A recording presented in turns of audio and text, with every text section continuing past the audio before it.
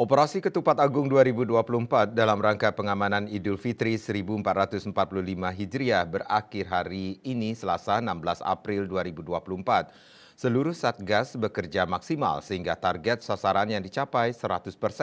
Oleh karena itu, Kapolda Bali Irjen Pol Ida Bagus Kadet Putra Narendra mengucapkan terima kasih kepada seluruh personel Polri yang terlibat dalam pengamanan, termasuk masyarakat atas kerjasamanya sehingga perayaan Idul Fitri berjalan aman dan lancar.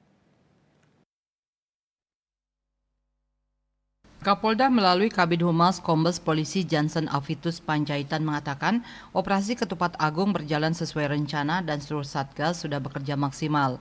Kapolda Bali mengucapkan terima kasih kepada seluruh jajaran dan masyarakat yang sudah turut menjaga situasi keamanan sehingga perayaan Lebaran berjalan aman. Selanjutnya, dalam 1 minggu ke depan, Polda Bali bersama jajarannya akan melaksanakan kegiatan rutin yang ditingkatkan atau KRYD. Sasarannya memastikan arus balik dan situasi Kamtibmas benar-benar aman setelah operasi Ketupat Agung. Mantan Kapolresta Denpasar ini mengimbau kepada seluruh masyarakat Bali untuk bekerja sama menjaga keamanan. Dengan demikian, Bali tetap santi lan jagadite. Kertanegara Bali Pos melaporkan.